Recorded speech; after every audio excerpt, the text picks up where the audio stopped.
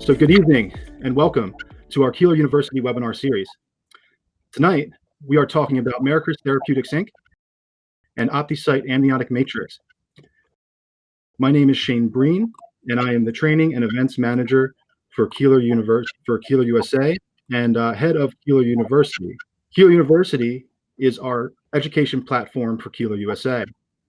And our goal is to provide a platform of useful information through symposiums, lectures, webinars, and anything that can aid physicians, technicians, and our partners navigate their daily challenges. First, I wanted to thank all of you for joining us this evening.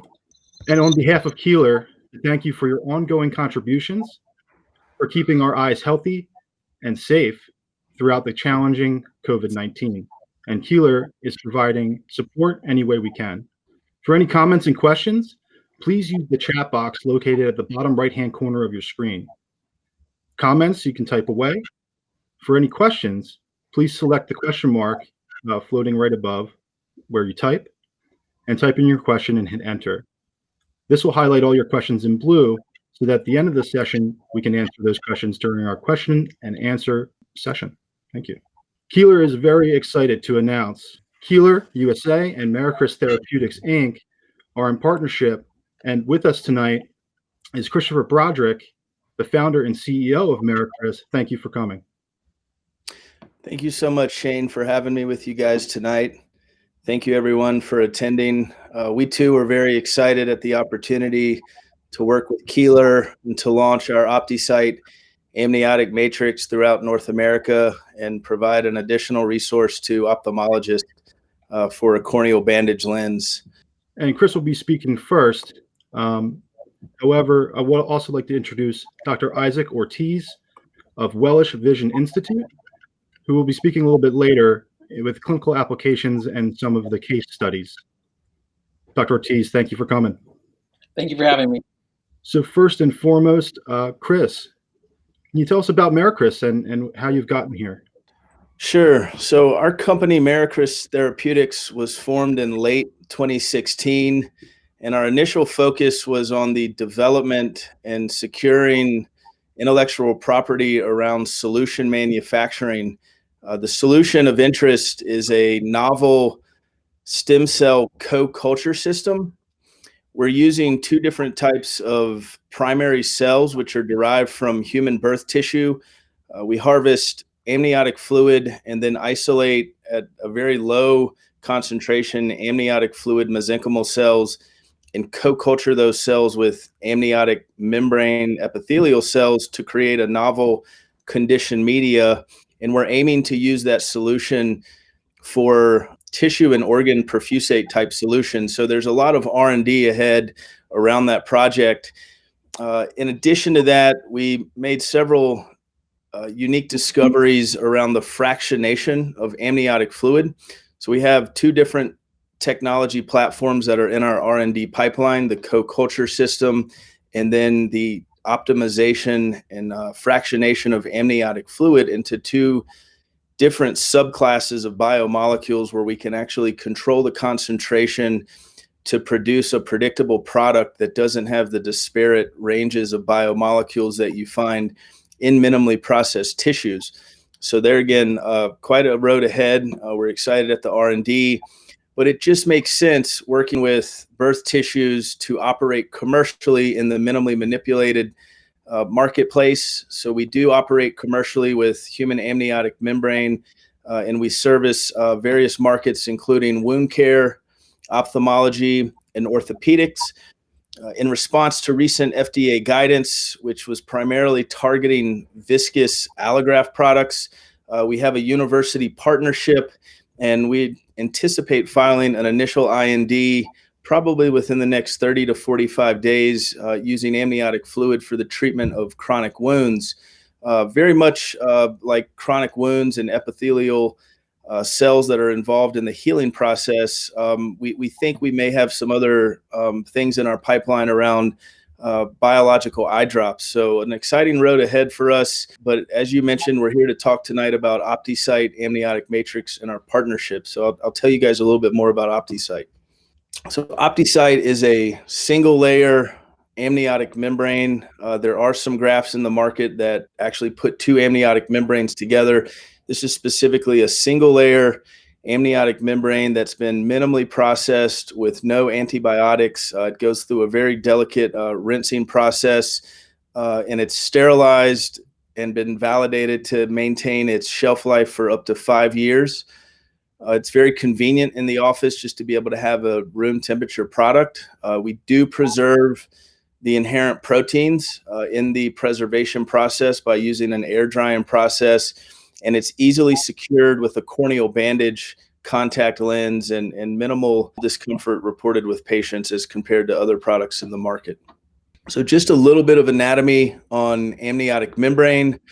Amniotic membrane is a composite graft, or it's a composite tissue, and it's referred to as a composite tissue because it has different layers that make up the tissue itself. So starting from the top on the left image, there's an epithelial cell layer. And as an ambient graft, of course, the epithelial cells are no longer viable, so they won't secrete nor divide or proliferate when placed in contact with a wound site or overlay on the cornea. The epithelial cells are secured to a basement membrane layer. There's a compact layer, a fibroblast layer, and then below the fibroblast layer, there's even a spongy layer, which is in contact with the chorion, which is another membrane tissue that's actually peeled off the amnion during processing. And so what we found with our gentle process is that we can preserve most of the native layers of amniotic membrane, which ranges as anywhere from 75 microns to as high as 130 microns. So it's kind of donor dependent, depending on what section of the amniotic membrane. You kind of get a variation in the nominal thickness of the graft, but that's just a basic anatomy. So the next slide, we'll talk about what the general makeup of amniotic membrane is. So amniotic membrane is made up of a number of different cytokines. We did a qualitative cytokine analysis with a company out of Atlanta called Ray Biotech to look at what cytokines were preserved. And some of the cytokines that jumped out at us are depicted here in the bar graphs. On the left panel is a selection of cytokines that had a very high signal. And I say a high signal because, again, it didn't quantify the amount of the cytokine, such as picograms per ml. This was just based on the signal control compared to a control.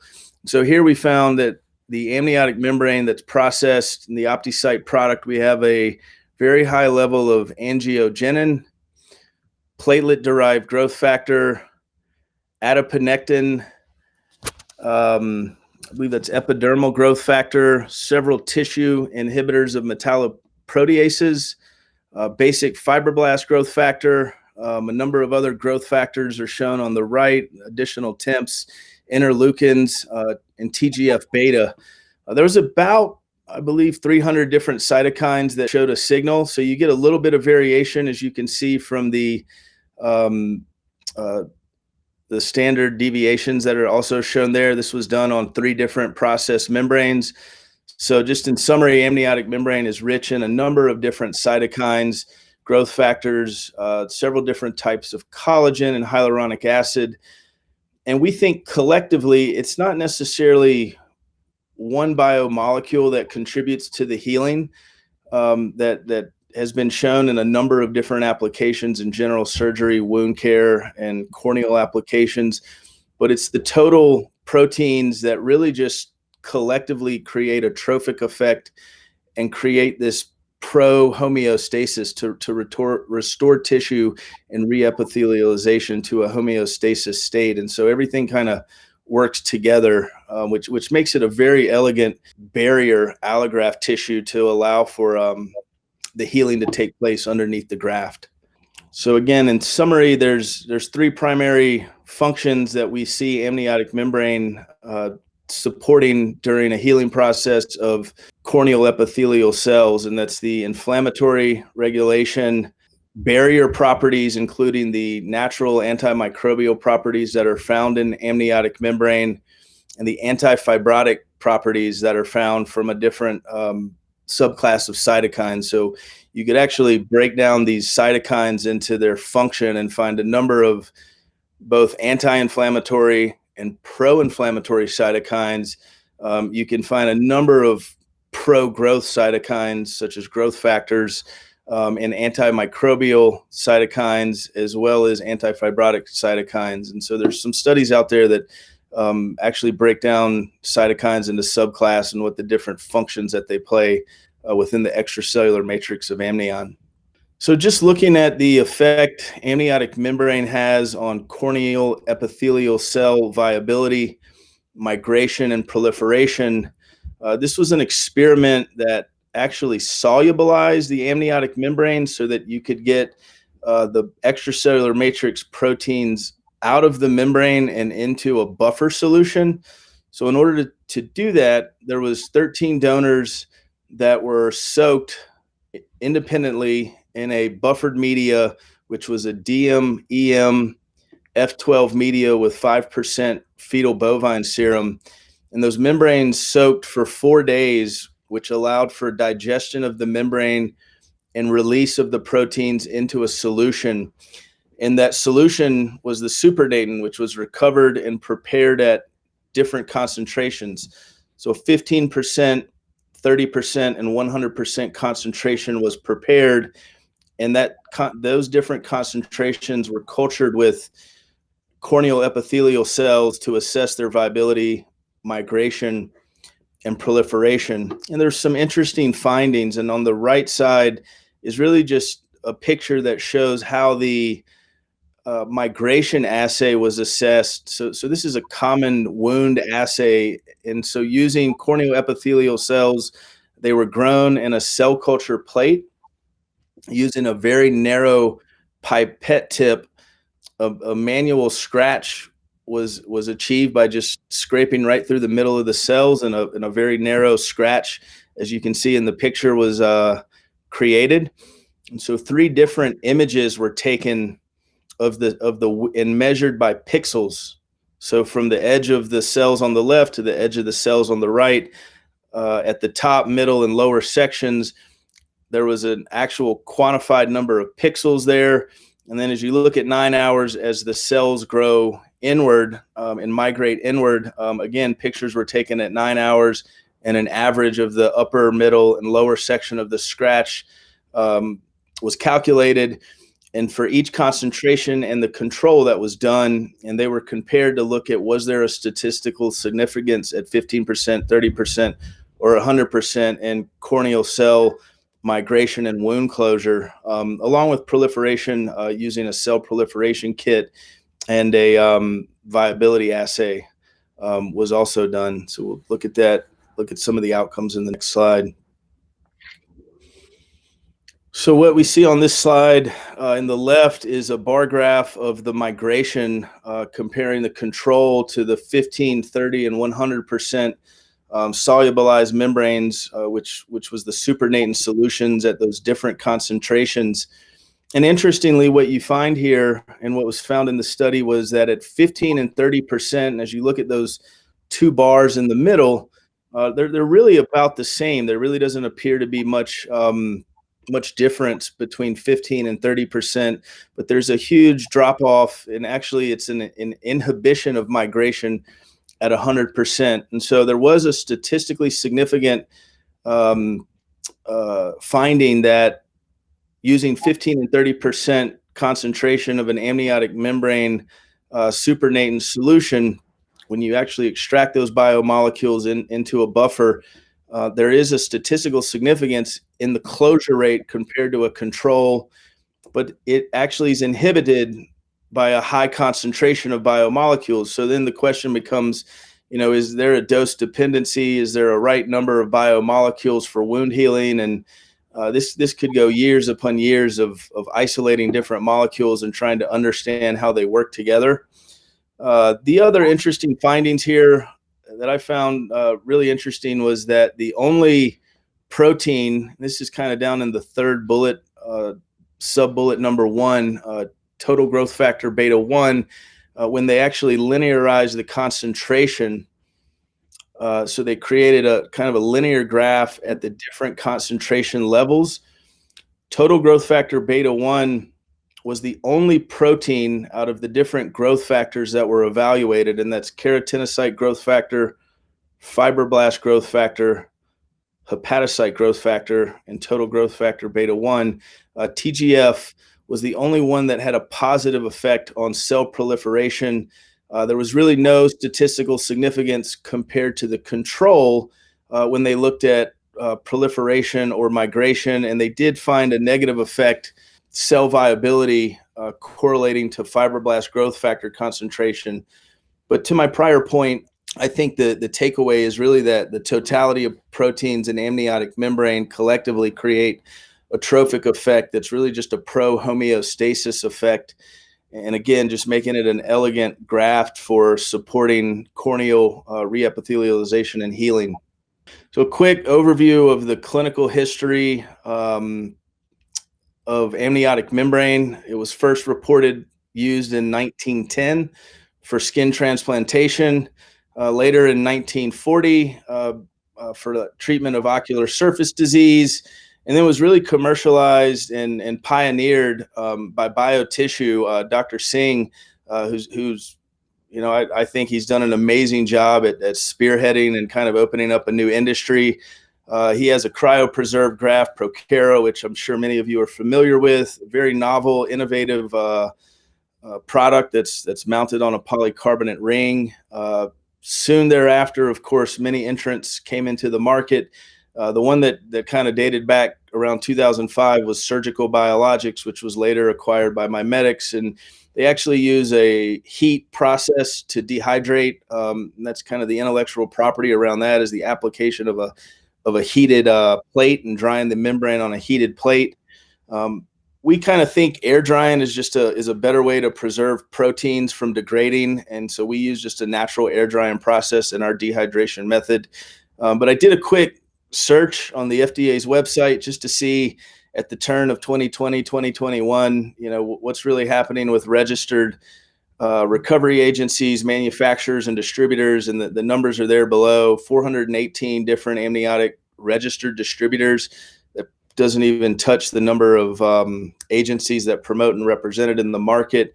107 manufacturers and 83 recovery agencies. So it would be really interesting to see what that looked like back around 2000 to look at the increase. But a tremendous growth and a tremendous market with a lot of adoption in ophthalmic applications. And I list on the right here corneal and conjunctival reconstruction, the treatment of non-healing corneal wounds with amniotic tissue, corneal epithelial defects, keratitis, corneal ulcers, corneal perforations, and more recently there's publications coming out around the effectiveness of amniotic tissue and alleviation of dry eye syndrome. So to kind of pass it off and talk more about the clinical experience with Opticyte, I believe Dr. Ortiz will speak to you all about that. Thank you, Chris, for all of your work and obviously the history behind amniotic membrane and everything that you've done to continue that on with the Opticyte. And I want to introduce our next speaker, Dr. Ortiz from Welsh Vision Institute in Las Vegas, Nevada.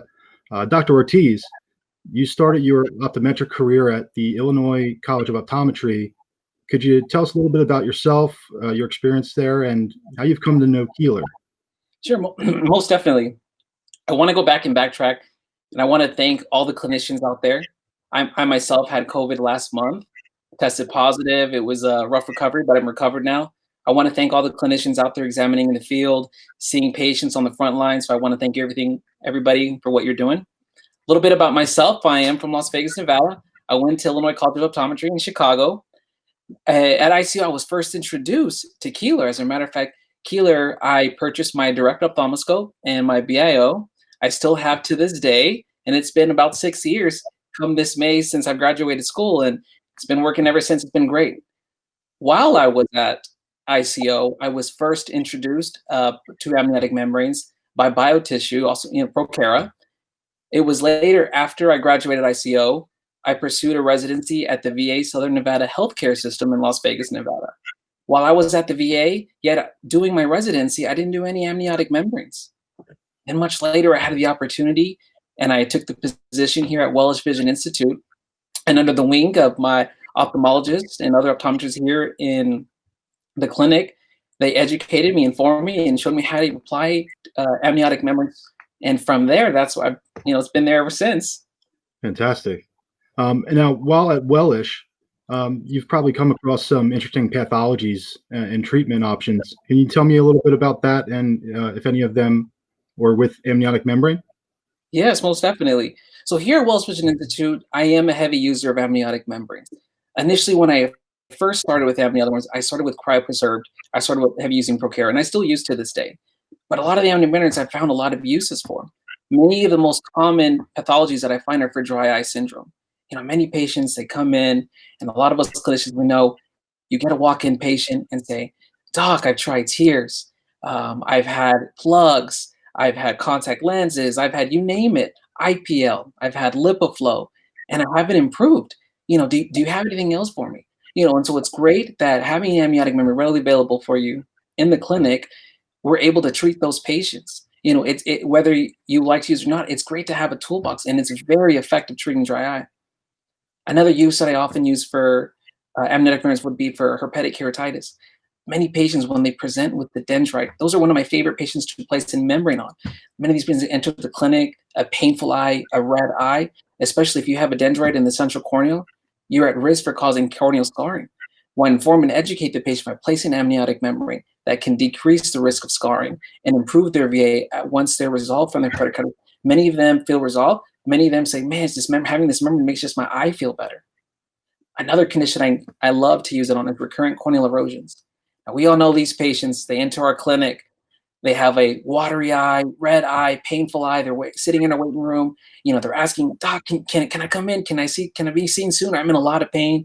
And we see them, and what do many of us do? We place a bandaged contact lens, we start an antibiotic, we have them return in a couple days, where we take the bandaged contact lens, we maybe use a lubricating agent, and we hope and we pray, "Please, I hope this doesn't open again."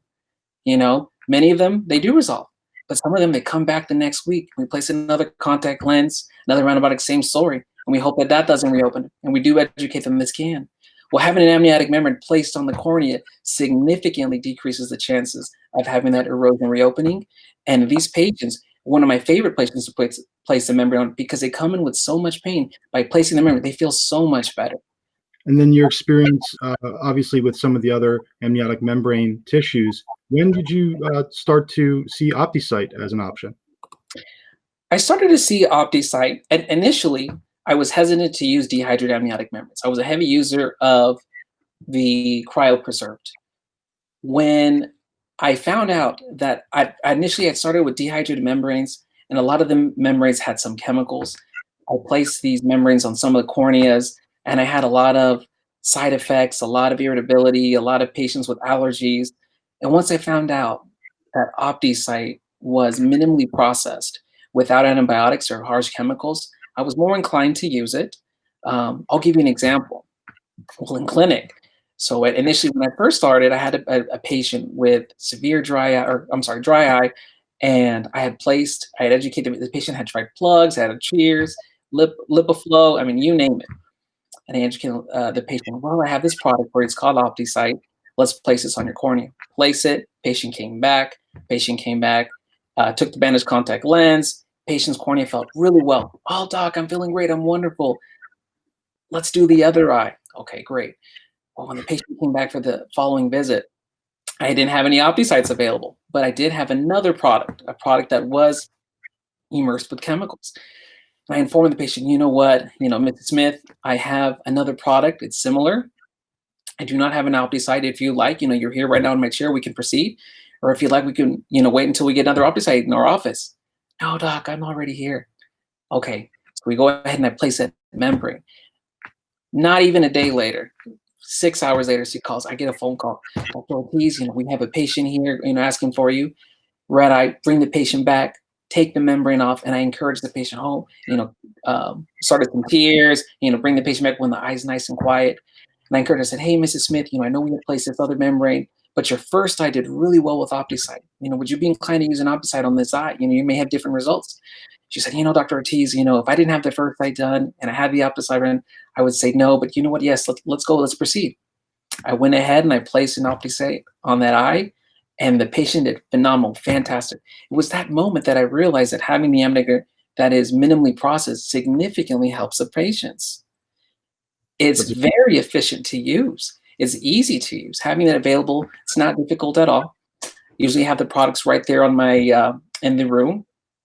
Educate the patients, and there's many ways to apply. Some clinicians may just hold the lids and numb the eye, hold the lids, place the membrane on the eye, put a bandaged contact lens, and have them come back several days. My technique is a little bit different. I actually use a lid speculum.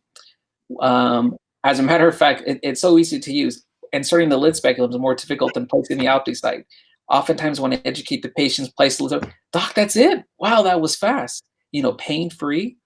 It's great because many patients who have tried a cryopreserved amniotic membrane, or many patients like, doc, is this going to hurt? Is this really going to hurt? That's usually the first question. Mrs. Smith, it's not going to hurt at all. It's going to blur your vision a little bit.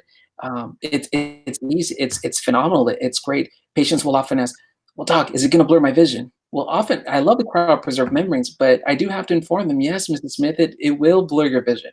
It may impede your vision going to work. It may impede if you're in school, if you are working on a computer all day.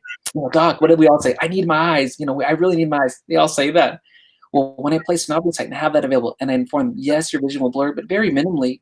And after I place them, that's it. Wow, I didn't think it was going to blur much more than what I'm seeing right now. And so they're usually very happy. It's fantastic that, it has the ability to, not fog up and have that reduced vision when you're trying to go about your day to day and continue with what you have to do and get done. And eyesight, as we all know, is so very important. Are there any other uses for the Opticyte product that you found outside of, dry eye, or maybe some things kind of outside that realm? Yes, I have. Well, I have some cases, which I'm going to later show you in this presentation. I'm excited to use the product. I have used amniotic membranes for numerous conditions, such as corneal ulcers. Here at Welsh Vision Institute, we do perform corneal cross-linking. Many patients who maybe have non-healing corneal wounds, and regarding crossing, these corneas need to be healed quickly as possible, or it can develop and lead to corneal scarring. So I have placed amniotic membranes, but I have not yet used an Opticyte, but I'm excited to use it. And then when it comes time to when you're done all the procedures and you go for reimbursement, do you find it difficult to go for the reimbursement? And if you run into any issues, is there anybody that can assist you? When it comes to reimbursement, I've had no issues at all. I've spoken to my biller. It's been straightforward. And oftentimes, if we do have any issues, MiraChris has a billing guide available. I can often call them and they can assist me, and it's usually smooth sailing from there. Fantastic. Yeah, that's great that there's a place to go when you need some help. And now we're going to get into some of the cases that you foreshadowed there. And I'm really excited to hear each one. Can you tell me about case one? Yes. So case one starts off with a 70-year-old Asian female. She presented to me, it would have been last year. The patient had Sjogren's syndrome. She has had a history of plugs 3 different times. She was seen by a previous clinician. She's done amniotic membranes and she used Procara. And when the patient presented, her VA in the right eye was 20/25 with 1+ SPK, not the worst, but she said, doc, my eyes are sore, they're dry, they're burning, they're gritty, they're tearing. Left eye presented with VA of 20/30 with 1+ SPK. When I had educated, I said, ma'am, you've tried it all. You tried the tears, you tried plugs, Procara. She said, do you have anything else for me? And I said, yes, I do. In November, I said, I have this product called an Opticyte. Oh, is it going to hurt just like the first one? Well, no, Mrs. Smith. So what we went ahead is I placed an Opticyte on her eye, and on the November. So I placed it on the November 12th. On the 16th, she returned to clinic a few days later, And her VA was 20/50 due to the contact lens. I want to be clear. So he said, hey, why did the vision worsen? And remove the contact lens. And then he said, doc, my eye feels great. It feels wonderful. Let's proceed for the other eye. So on the day that I removed benefit for the right eye, I had placed on the fellow eye. On the fellow eye, I had placed the contact Opticyte in the other eye. When the patient had come back, the VA in the right eye was 20/25, and her SBK in the right eye was resolved, while the left eye was trace SBK. Although, if you notice initially, 1+ SBK she presented, but she was feeling horrible. She was feeling miserable. This is a perfect indication where clinical symptoms outweigh over signs. And after I'd removed the Opticyte, she just felt phenomenal. I said, "Thank you, doc. Thanks for." And since then, I haven't seen her, so she's been doing great. Great results. That's fantastic. And then we have three more, some of these cases that we're going to go over. The LASIK patient is next. You had somebody come in that had problems with LASIK and needed some treatment, and they thought they needed something? Yes, most definitely. It was last month, actually. I had a patient who presented. She came from an outside LASIK institute. So she had LASIK in November of 2019. Had LASIK, and she came in December, and she saw an outside OD. And she said, doc, I can't see out of my right eye. I think I need an enhancement. And so the optometrist said, well, no, you don't. You have some dry eye. So the optometrist had placed her on Sequa, had placed her on Xydra, had placed her on Oasis Tears, Systane Gel, plugs, no improvement. So the optometrist said, I need to send you somewhere. So the patient landed in our chair at Walsh Vision Institute. So I see her in December, and she said, doc, what do you got for me? What are you going to do? I've had it all. I don't want to do plugs again. I don't want to. Tell me something new. I said, well, I do have a product for called Opticyte. Placed the Opticyte on her right eye, brought her back a week later, and removed it off it. VA went from 20/40 to 20/20. She was 31. She thought maybe she needed an enhancement, so we saved her from having to go back into it, and it just completely resolved the SBK.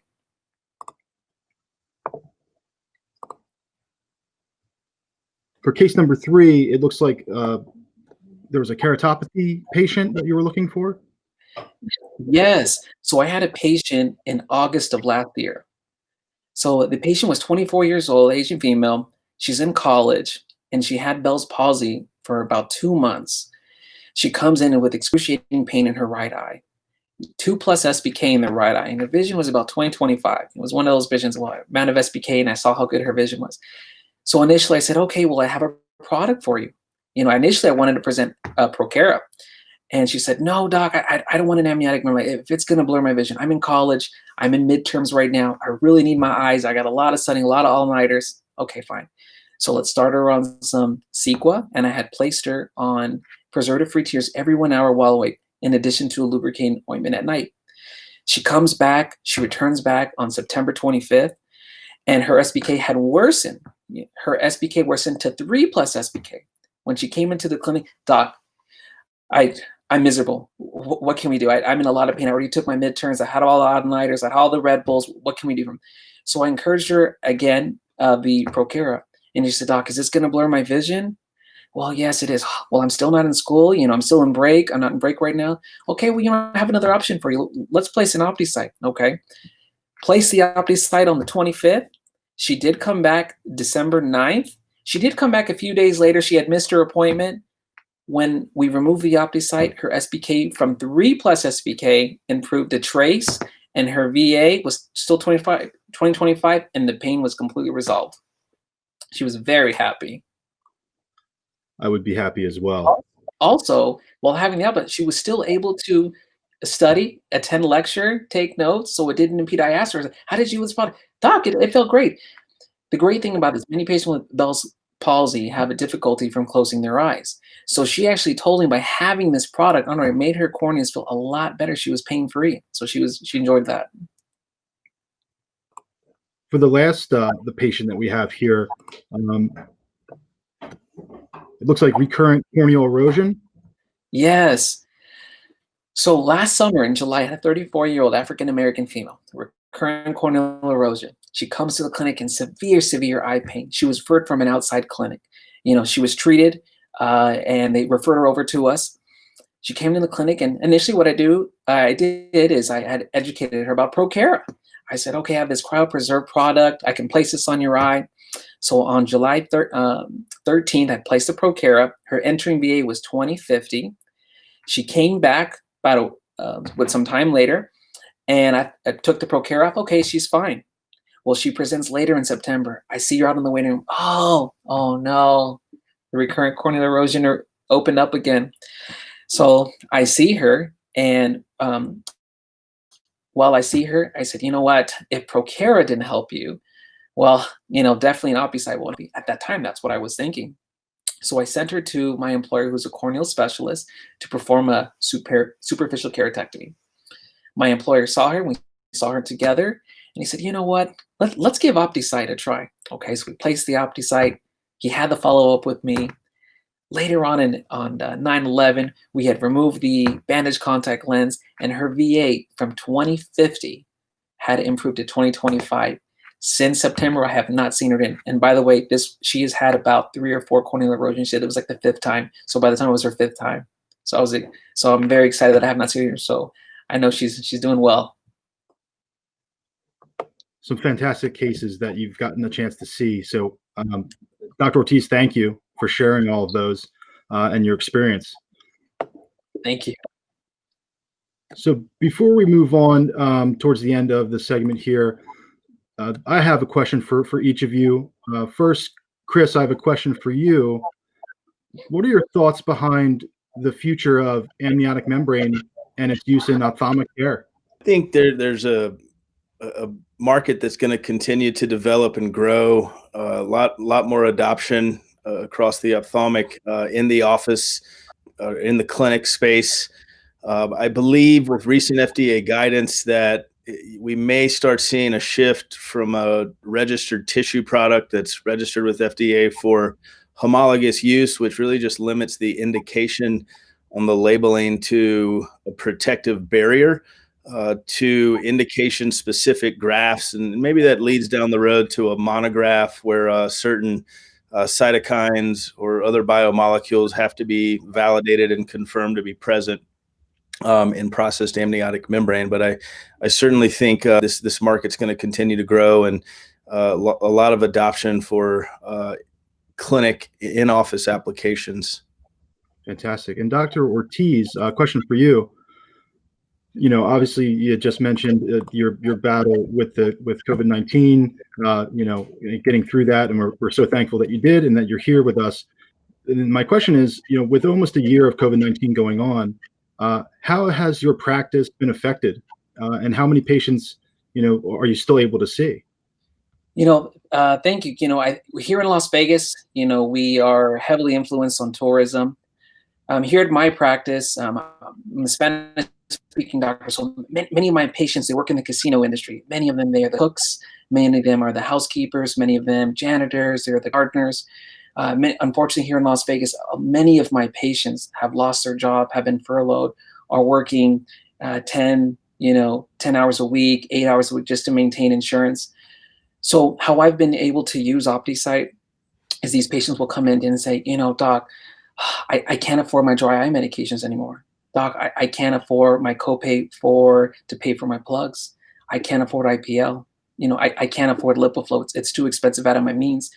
I've had patients come to me and say, doc, I can't pay my monthly $20 copay for my dry eye drops. Do you have something for me? It's been great to have Opticyte available because I can place this on their eye, and I know that it'll take care of them. I know that may save them a copay. I know that it'll prevent them potentially from using plugs, may not have to use their tears as often, may not have to come to the office as frequently on a monthly basis to treat their dry eyes. So that's how I've been really impacted here in Las Vegas, and will continue to do so. But yes. Thank you, Dr. Ortiz, for sharing and letting me know that the mute button was on. Getting towards the end of this presentation. If you haven't had a chance to post any of your questions in the chat box, please do so now. We're going to get to a couple of them. Let's take a look at what we can bring up. So we have the first one here. Can you share any information regarding the differences between cryo-freezing process and dehydration process with regard to degradation of the healing properties, if any? Chris, I believe this would be a question for you.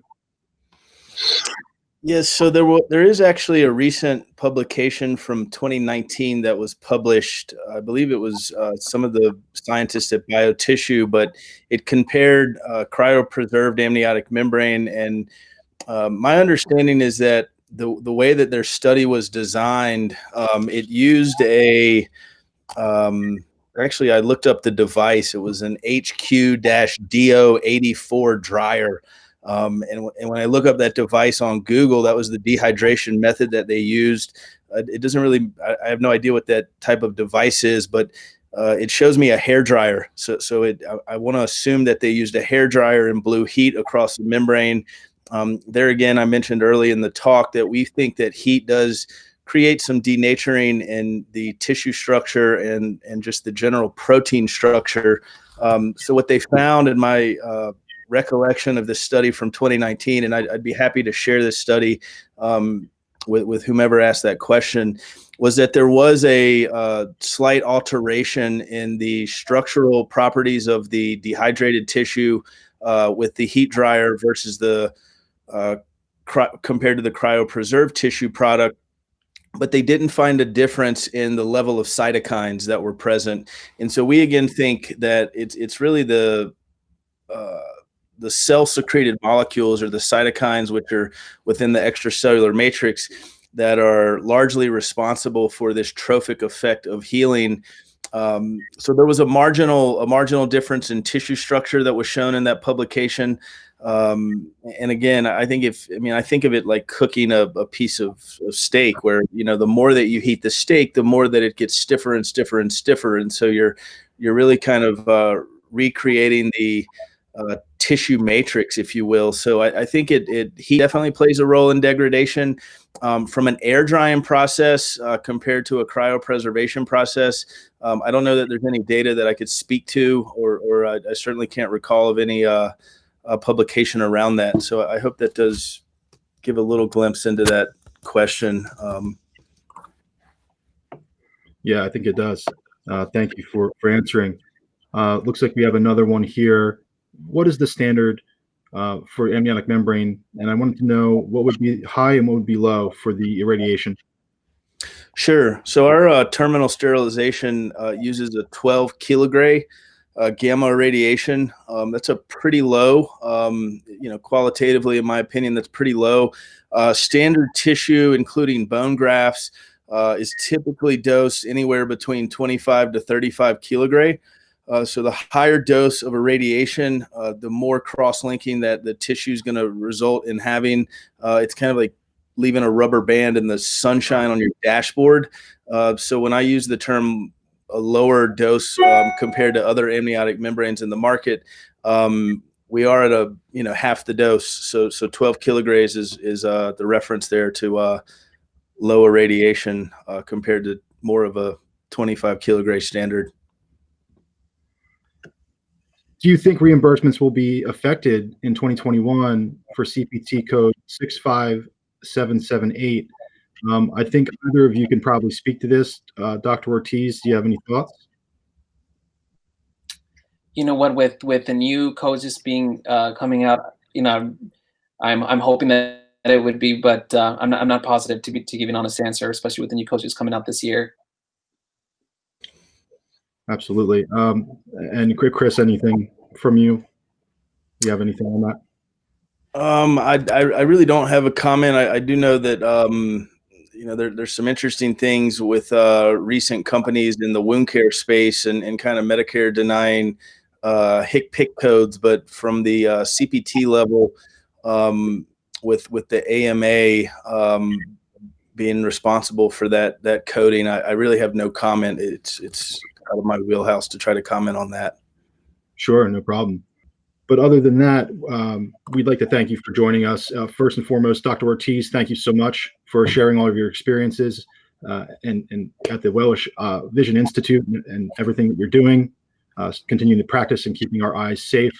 Chris, thank you so much. You can see the strides being made with amniotic tissue and its application in the future of what we're looking at. It looks bright. Awesome. Thanks so much for having me, Shane. Thank you, Dr. Ortiz. Thank you, Shane. Thank you, Chris, for putting this on. Thank you, Keeler, for sponsoring it, and Mira, Chris. I appreciate everyone attending tonight. I know many of you on the East Coast is very late for you, so thank you. And then for any additional information, you can visit us at keelerusa.com. I have placed the link. If you could see the click here link at the top of the screen, that'll take you to the Opticyte page of Keeler, where you can gain more information if you want to reach out to us, whether that's to look at the study, reimbursement information that we had talked about in the billing guide. Any and all of those questions are welcome. Please reach out, and hopefully we'll hear from you. Other than that, take care and have a great night. Thanks, everyone. Thank you, everyone.